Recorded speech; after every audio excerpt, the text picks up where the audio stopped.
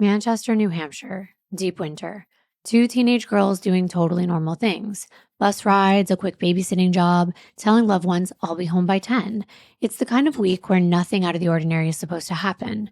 But then a teen's running late. A living room lamp stays on. A parent picks up the phone and calls a friend. Then another and another.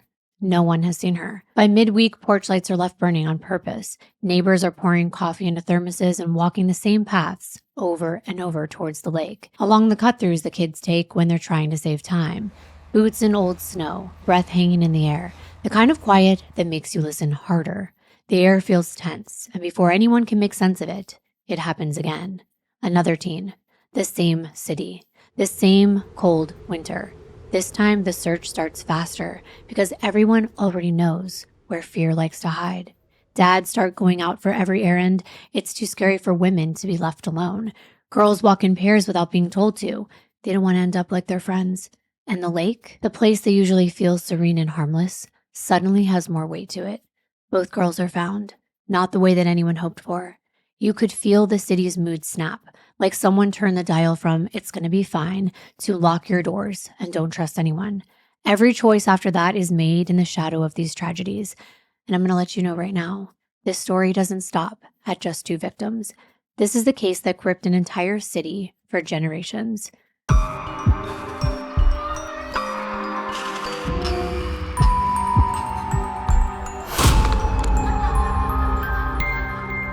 Hi, everyone. Welcome to We Think, episode 60 of the DARKLIVITY podcast. I'm your host, Kimbyr, and I'm here with the cameraman extraordinaire, my husband and co-host, Jonathan. Hi. DARKLIVITY is the dark downward slope into the degradation of the human mind and the consequences that such darkness brings to light. They don't know why I'm saying cameraman extraordinaire, but they don't realize that we have a third camera today, like we used to back in the day. So now they can see even more of us. Okay, just a few things we wanted to let you know today. Our Halloween giveaway that we do every year for our Halloween series naming contest is still going on. So if you want to look below in the description box for that link, and we will let the winners know when we do our 2 Halloween episodes that are coming up at the end of this month. And if you signed up at CrimeCon, we'll be polling the winner for that soon, too. That's right. People did enter our giveaway at CrimeCon. So also, we do have new merch that they probably have not seen yet. So we'll put that up on the screen. And also, of course, it's always linked below. But now let's get back into the case and let's go back to Manchester, New Hampshire. And we have to go way back in time. That's when the story truly begins, when the murders began and the fear ran through this quiet town. I want to set the stage for you. It was 1960 in Manchester, New Hampshire, a small town that was still living in the long afterglow of its mill era. Gone was the time when the textile manufacturing mills thundered like they did in our grandparents' day, but the red brick buildings still defined the skyline. There was a switch from the industrial days. Families clustered in tight-knit neighborhoods. Sundays revolved around mass, a roast in the oven, and a drive by the Merrimack River to see how high the water was. People knew one another by their last name, what parish they attended, and doors weren't exactly left wide open, but there was a neighborly routine. Moms trading recipes over porches, dads nodding hello on their walks home from second shift, and kids cutting through backyards without even thinking twice. Safety felt communal and mostly taken for granted. You were expected to be home by dusk, and if you weren't, someone else's mother would spot you and call it in before your own did. The police were familiar faces, and parents still had that post-depression vigilance. Quiet rules about not hitchhiking, going to places in pairs, and which streets you didn't linger on after dark. These unspoken lines that everyone learned and obeyed. Small businesses were barbers, tailors, and breweries of strong coffee, ice cream stands that opened when the first warm weekend began. It was all nostalgia. For teens, fun followed the seasons. After school meant practices at Gill Stadium, skating on Doors Pond when the cold locked in, and sledding at Dairy Field. Summer afternoons at Lake Massabesic with glass bottles and paper bags. Weekends were for the sock hops in parish halls and school dances under paper streamers. Bowling leagues, roller rinks, and double features at the movies. I remember roller rinks. Those were so popular, even in the 90s. But the city felt contained. The mills were at one end, the lake and the parks at the other, with church bells ringing in each hour on the hour. This is the community that would be shocked and terrified by what was about to happen. Horror that would shatter everything they thought they knew, hoping it wasn't one of them who had done it. So let's begin where the city really started losing sleep, with Sandra Valade. Sandra was born July 12th of 1941. She was 18 years old on February 1st of 1960. It's that in-between season of your life when you're technically an adult, but you still feel like you're a kid because, you're still being expected to come home for dinner. And the winter roads are slushy and the routines are boring in the best ways. Bus rides, meetups, errands, nobody is thinking danger. And that's the point. Everything was so normal. People were used to seeing Sandra around Lake Massabesic. It's a popular place to be. Even when it's cold, it has that kind of calm beauty to it, and the area stays quiet. And it's the perfect shortcut if you're just trying to save a few minutes on your walk. If you grew up anywhere near a lake, then you would get it. It's where teens would pass each other on the way home with hi, bye very quickly. Right, nothing about Sandra's day seems risky. She's not heading off anywhere shady, not hanging around with people who cause trouble. She's just going about her day, living her life like she always does. A part-time job as a secretary, off work by 4:30, then some errands, and a library stop, then to swimming classes at the YWCA, then a movie with friends by 7 p.m. And then by 8:30, she's having a soda at the cafe before getting on the city bus by 9. She gets off at the stop closest to her house, about a mile from her family's place. And at this point, it's 9:14 p.m. when she steps out into the night. The air's cold, and the sky's already fading into darkness. But there's nothing unusual about the walk ahead. It's the same route she always takes. Except she doesn't make it home.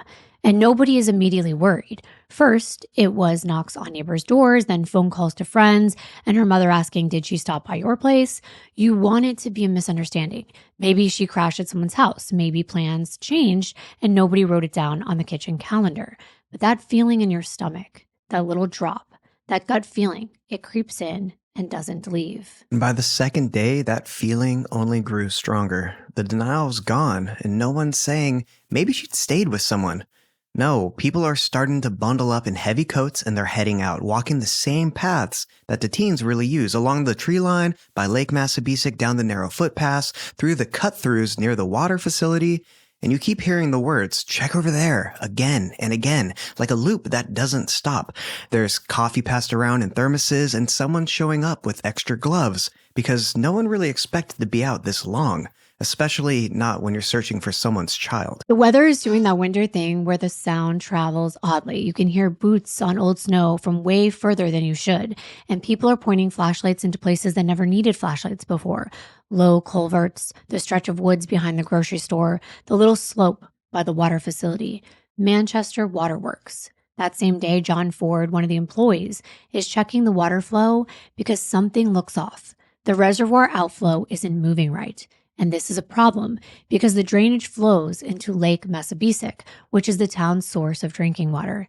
The employee can see debris jammed into the grate, and as he gets up close, he realizes it's not random trash.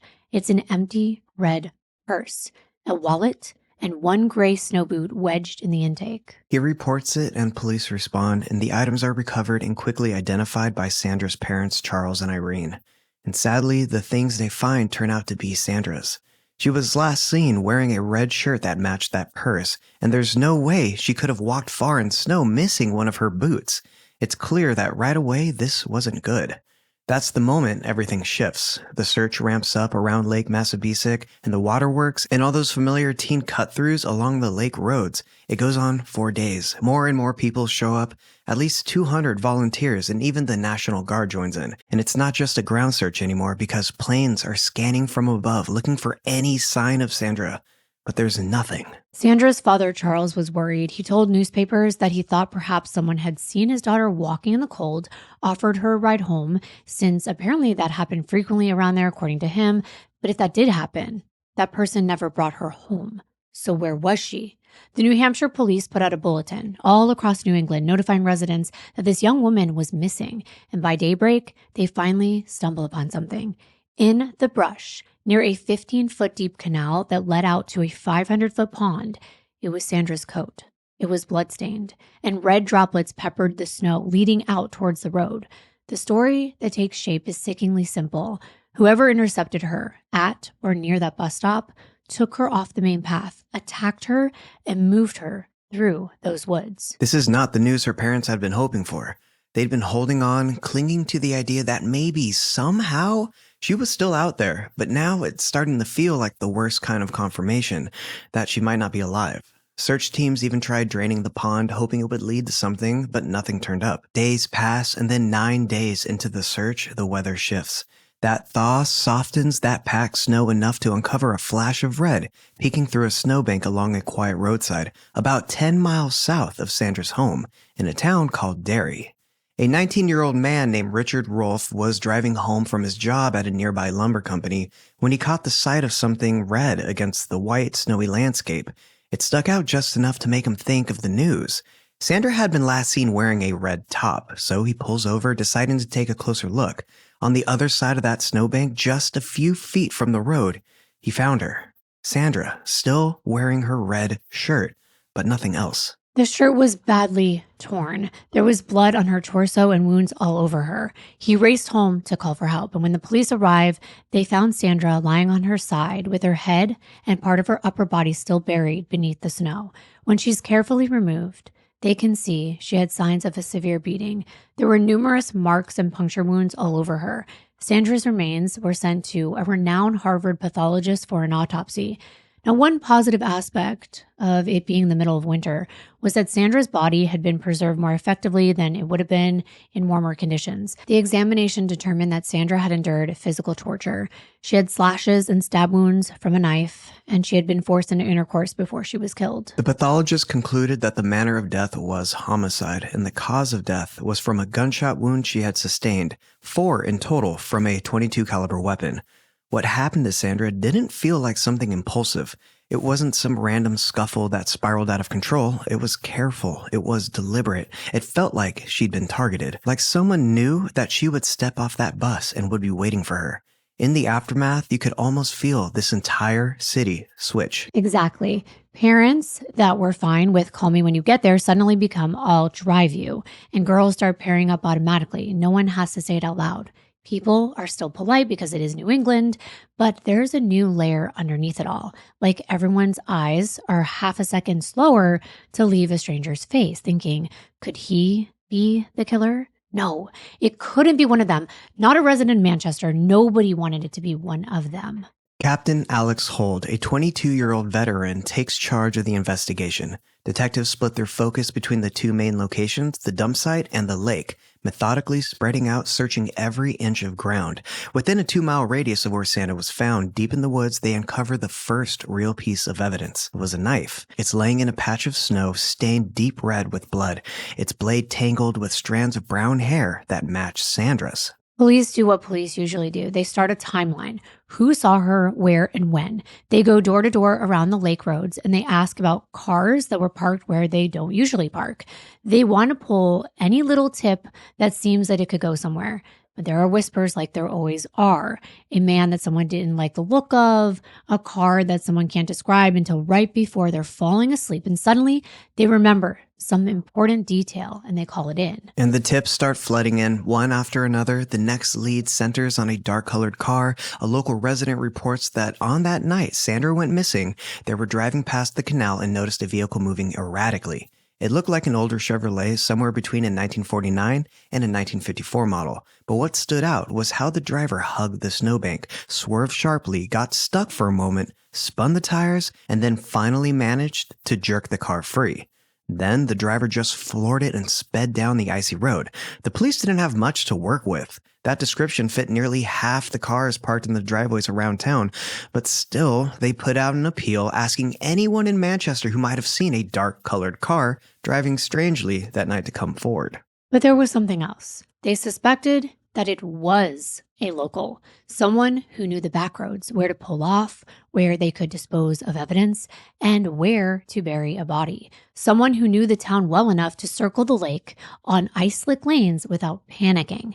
So there was a new fear unlocked. Someone living among them was a killer. But for now, the focus switches to lying Sandra to rest. Her funeral was held on February 13th at St. Catherine Church. It was both a send-off and a surveying. The newspaper Nashua Telegraph described it best when they wrote that detectives mingled with mourners. They watched the crowd for the cliche that sometimes isn't, the killer returning to the scene. Whether it's to blend in on detective acting like a grief-stricken neighbor or to fulfill a sick desire, to gauge the victim's family's distress, the detectives were looking for signs. What does a human monster look like? because that's how the Attorney General, Louis Wyman, described Sandra's killer. After the funeral, things might have felt final to some, but for Sandra's parents, nothing was final except her death. Her killer was still out there, and life as they knew it would never be the same. But here's the part that's hard to grasp unless you've actually lived through it. Life keeps moving. People who once read every article about the case start to pass them without a second look, and there's always a new story to follow and a new tragedy to mourn. We see this nowadays too, and especially because there's so much social media and things moving so quickly, there's of course something else happening. And recently it's even gotten to me. I tend to think of myself as more inclined to read and to listen to updates on true crime or murders, but lately it could be overload. I'm seeing one thing after the other, and it comes in waves like that. For those close to a victim, the weeks bleed together. There's this push and pull between we have to go back to normal, and normal feels like a betrayal. But you can't stay inside forever, and you can't keep your kids inside forever either. Right. It starts to feel like you're doomed if you do, and you're doomed if you don't. Because no matter what you choose, people are going to judge you either way. That's right. If you seemingly move on too fast from someone that you lost, they're going to say you didn't care. And if you don't move on fast enough, they're going to say you're wallowing. But as for the investigation, that had not slowed down. So they checked out everyone who owned a dark-colored Chevrolet and anything that even looked like one. But it led nowhere. There were no useful leads, nothing solid to move on. They also spoke with a girl who usually walked home with Sandra from the bus stop, and she hadn't been with her that night. But afterward, she got this chilling phone call from someone she didn't recognize.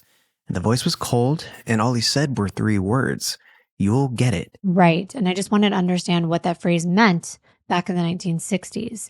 And it's a shortened phrase of you'll get what you deserve, which is pretty scary. Definitely seemed threatening. And apparently Sandra's mother also received a call just like this. It didn't seem random. 2 people close to the victim being threatened, and they had one lead that they weren't sure was connected.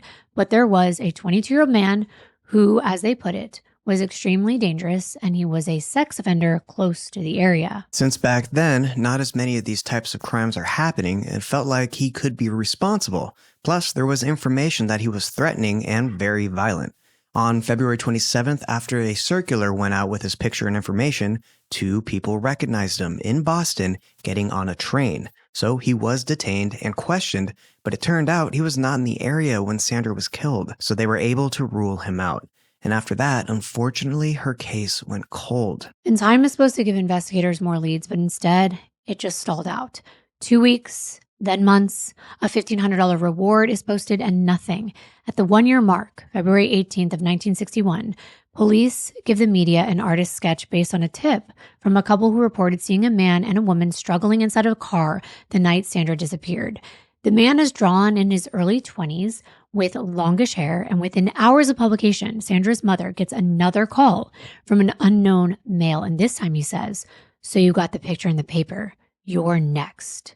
They didn't know if this was the real guy gloating or if this was just the city's paranoia making someone able to make this prank on them. They couldn't be sure, but the city was changed. But in that same year, in July, they thought that they zeroed in on a suspect. Yeah, because he actually confessed. Right, that's solid evidence, that confession. It was from a psychiatric hospital patient, a 20-year-old that said he used to go to school with Sandra. He had escaped the Concord psych ward, and when he was caught, he was holding a .22 caliber rifle. Which was the same type of caliber bullet that killed Sandra. He used it to fire at security towers as he fled this actual ward. Right, he had apparently stolen it from a guard, and when this man was apprehended, he actually volunteered this very, very detailed story about stealing a gun and a car, and by chance, when he saw Sandra as she stepped off the bus, he said he pulled up to her and offered her a ride. She accepted, and when he made a move on her, she resisted, so he killed her. And you would think this is it. It makes sense. But apparently, according to police and doctors, this man was very disturbed and deranged, not in touch with reality, and he was a very confused person. They thought it was very unlikely that he had anything to do with Sandra's murder. They started questioning him about more details, and he couldn't provide them, and there were things that the real killer would know. So he was ruled out. And for now, the city goes back to their new normal. But what the people of Manchester don't realize yet is that Sandra's case is not a standalone tragedy. 4 winters later, another teenager will succumb to the exact same fate. In the same city, the same winter, but a different girl. Early January 1964, Manchester teenagers 14-year-old Pamela Mason and her friend Barbara Jackson pinned a babysitting flyer to the local laundromat bulletin board. This is how you would pick up extra side jobs for cash before social media. We still put up flyers. Usually it's for a lost dog or like a garage sale. Right, and days later on Monday, January 13th, as a blizzard rolled in, a soft-spoken man called Barbara's number first. She picked up and the man told her that he had saw her flyer and is interested in hiring her to babysit that night. Barbara declined because she was already busy and the weather was pretty bad. But she let him know that her friend Pamela might be available, so she gave him her number. Around 4 p.m., Pamela's mother, Joan, received a call from a man who asked for her daughter by name. The man doesn't provide any information on who he was, but he said he lived close by and he would like to book a babysitter that night, and he only needed Pamela in the evening, so she would be home by 9 p.m. Sounds reasonable, right? He wanted to know if Joan was aware of whether Pamela would be available. Now, Joan has a line she doesn't cross. No babysitting for strangers. She told the man, I don't know you, but if you have your wife come here to pick up Pam, then I'll let her go. That's weird that she was already suspicious. But then again, back then, I don't think it was the husbands, the men, who usually scheduled babysitters. Right. So I think that's why it struck her as odd. Like, why isn't the mother of the baby calling? But if your wife comes, then it's all good? Right. And then I was thinking, we'll get to this in a moment, but then the mother was going to work at this moment. So how would she have known if the woman was going to come pick her up? That's what I wanted to know. Word is bond, I guess, back then, Exactly. right? At that point, Joan explains to this man that her daughter was still at school, so he would need to call back later. And after this, Joan went to work. Pamela should have been home within the next hour or so, but when her parents get back from work that evening, she wasn't there.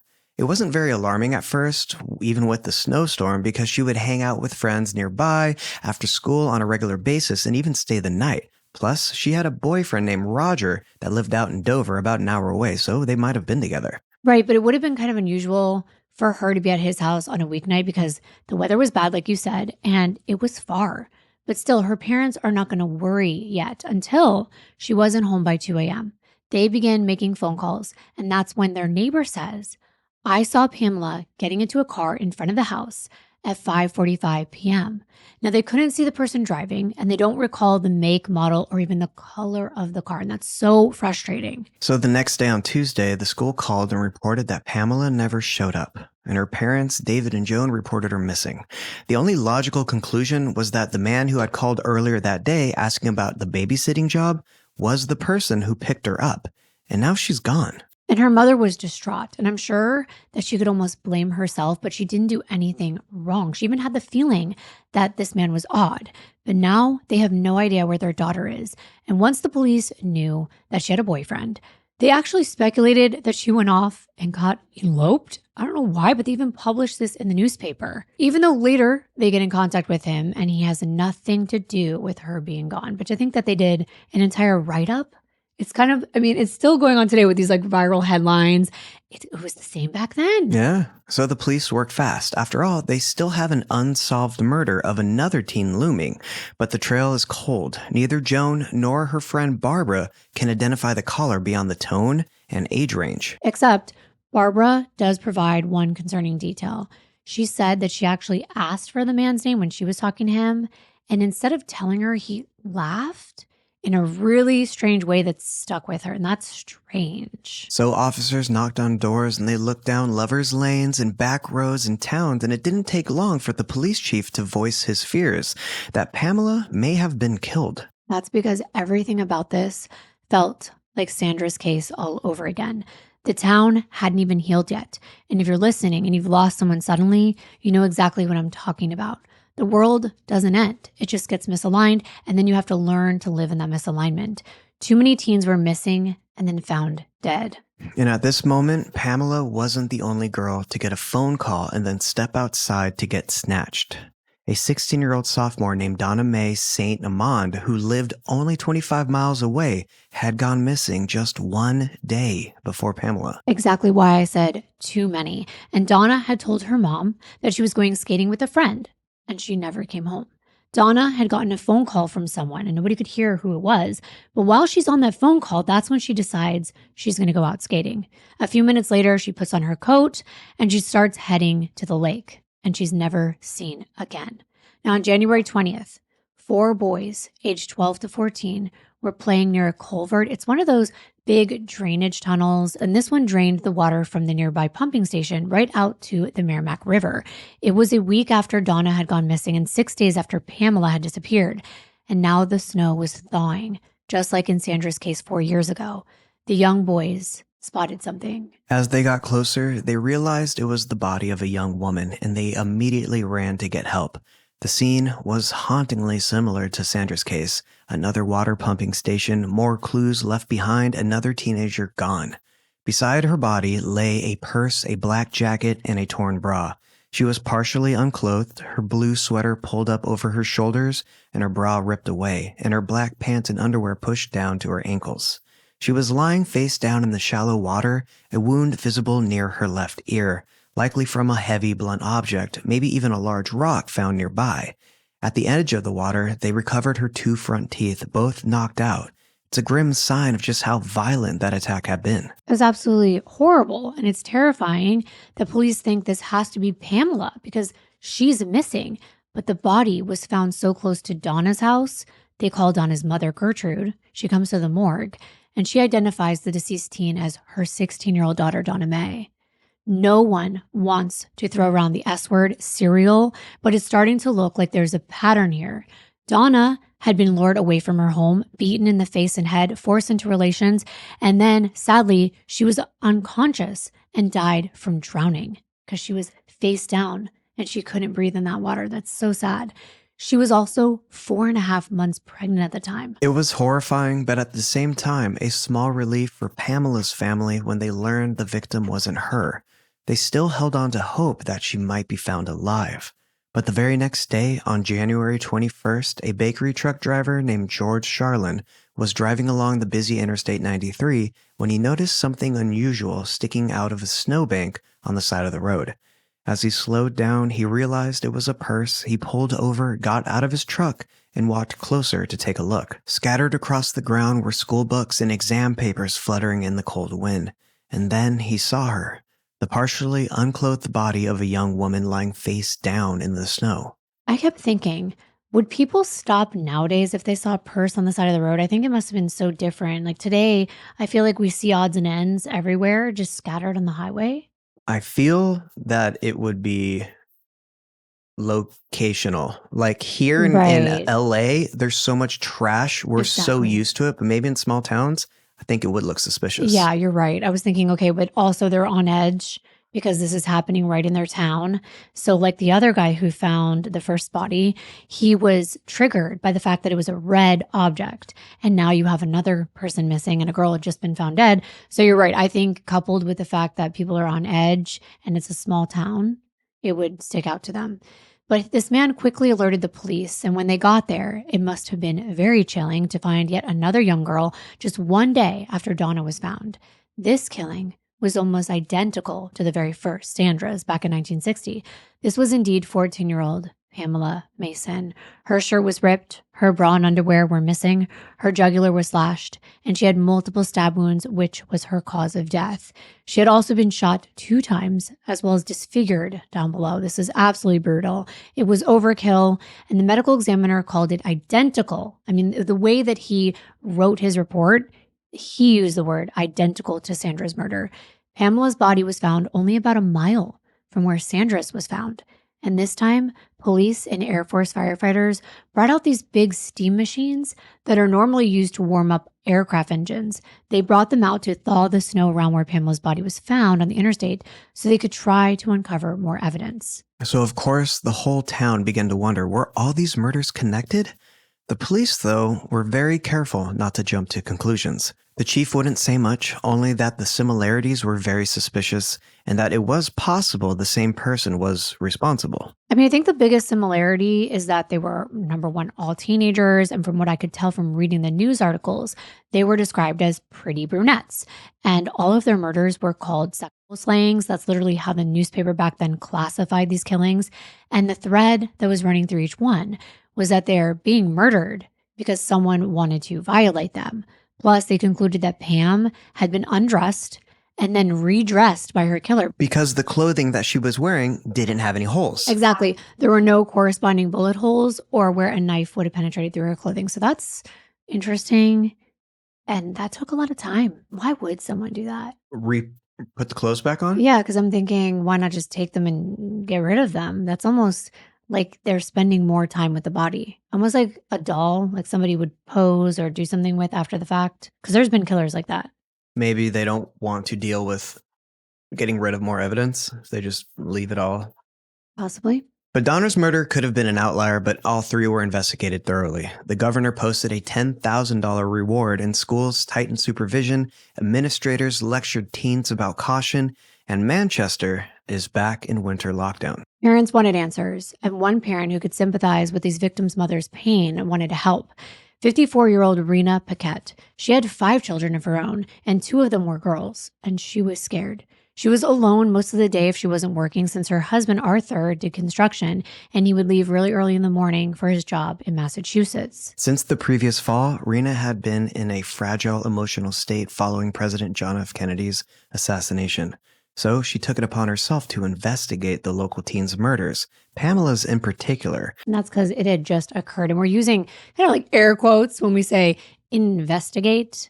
And we're using that loosely. You can kind of think of it as the modern day cyber sleuth or an armchair detective, except Rena was boots on the ground. She was going around town trying to find leads, talking to residents as a resident, hoping that someone would break. Anytime that she felt like she was onto something, she would call in a tip to the police, and she had done this a number of times in the past few weeks. She basically told her husband that she was hot on the trail of a killer, and I know that might have seemed like something he would shrug off, and maybe the police were getting annoyed because they weren't exactly taking any of her information seriously. Of course, when the police appeal to the public and ask for information, they do look into it most times. You know, that's their job. But there's also pride in these departments. And they want to feel like they're solving the case themselves and not a little housewife. She's not going to come in here and do a better job than them. But the truth was, Rena was onto something. And she was onto someone in particular. Rena knew a lot of people in this town, not just because she was a mom of 5 and socialized, but ever since her youngest child was in school, she worked part-time at the laundromat, where Pamela and her best friend had hung up that babysitting flyer. That is why she felt more connected to this case. Not only did many people from the town go there to clean their clothing, but Rena suspected the killer had to have come in there at some point and written down the phone numbers from that flyer. He had possibly been in there when the girls hung it up, watching them, targeting Barbara first, but then he defaulted to poor Pam when Barbara was busy that night. Rena was keeping an eye on every customer that came through those doors, looking for anything suspicious. And if she saw something, she said something. People from town were also calling Rena if they had any leads. And her husband wasn't thrilled about this at all. Rena seemed invested and excited to be part of helping with this case, but Arthur told her that she better stay out of it. Exactly. But Rena didn't listen. She noticed this one man who would come to the laundromat but never do any laundry. And that would stand out, wouldn't it? And he appeared to be in his 20s, average looking, like he could easily blend in a crowd. Kind of had a bit of a receding hairline, thinning hair in the front, but, he still had it on the top and on the sides and the back. He looked like someone that would be unassuming, someone that could possibly convince a young woman that it was safe to get in a car with him. And this man was named Edward Coolidge, the nephew of the laundromat owner. He'd come by to shovel snow from doorway to sidewalk so customers and staff could get in and out easily. Sometimes he'd step inside to chat with his aunt for a minute and just to offer a quick hello before heading out again. From what Rena had gathered, he was 26, married, and his wife had recently had a baby girl. But something about him being around the business, but not a patron, made Rena ask friends and neighbors if they knew anything about him. Again, it's a small town. People talk. And it wasn't long before residents were offering information about where he was the night that Pam was killed. Dorothy Mayhew was Edward's neighbor. She relayed information about him being out of the house from at least 5 p.m. to after 11 p.m. on the night that Pam vanished. And he drove a dark-colored Pontiac from 1951. Now, that fit the description of the vehicle that they had been looking for in Sandra's case. His wife was 25-year-old Joan Coolidge, and they had a 17-month-old daughter.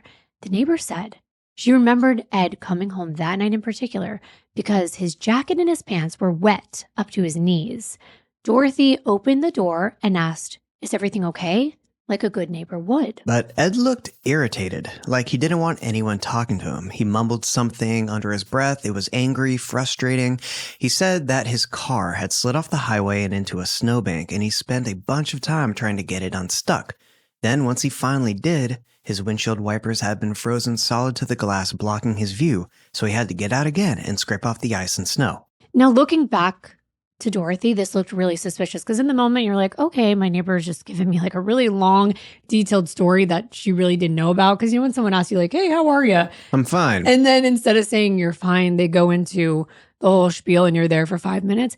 That was suspicious now that she's thinking about it. She's like, why was he telling me he got stuck and he had to fix his windshield and all this other thing? Was he really stuck in the snow? Or had he pulled up to the side to throw Pam's body behind the snowbank? Rena called in this tip. Of course she did, like many before. So I don't know how much weight it was given. We may never know. But someone was listening. Someone was concerned. Someone else wanted to help. This time, it was Rena who got a call. And it was from none other than Edward Coolidge's mother, Anne. Now, at first you might be thinking, she's probably calling to scold Rena for accusing her son of something so heinous.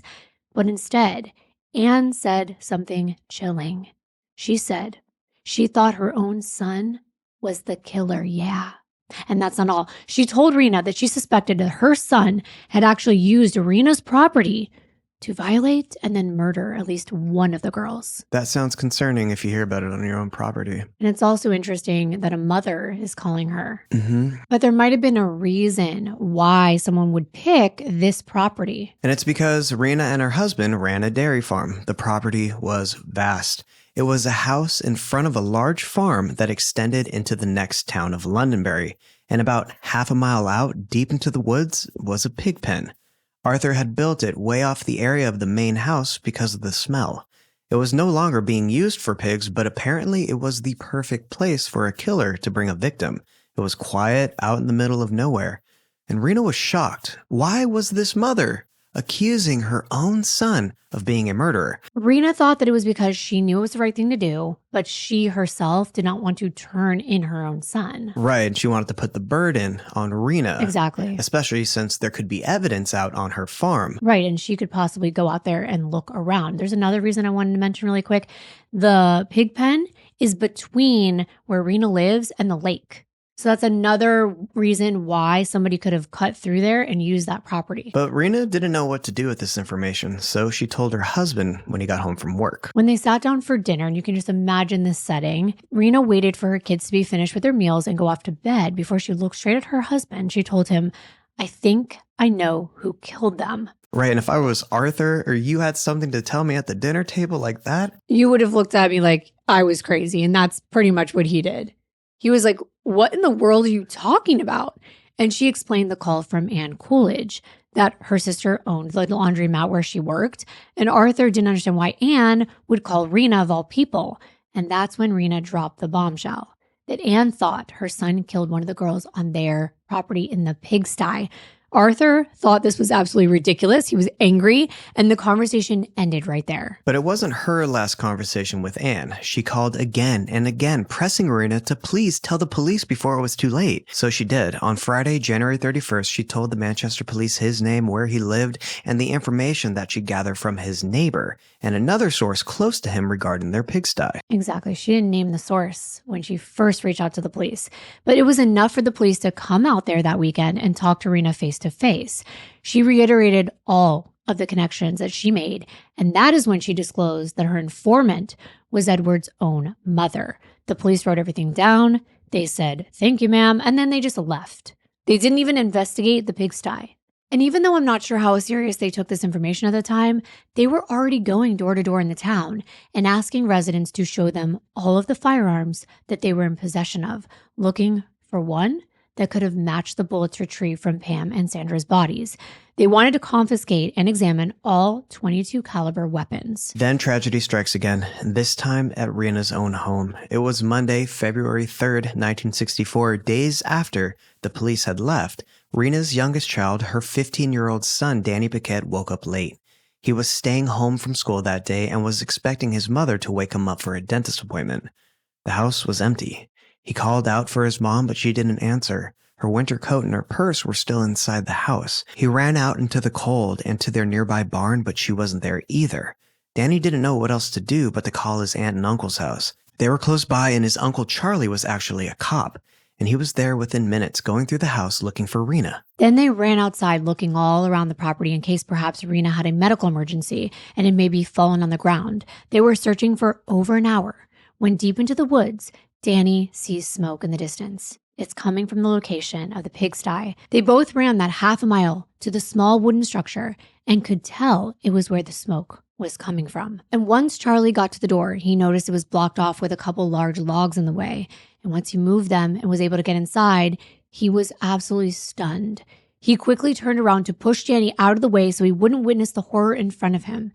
But it was too late. And Danny cried out, "Mom!"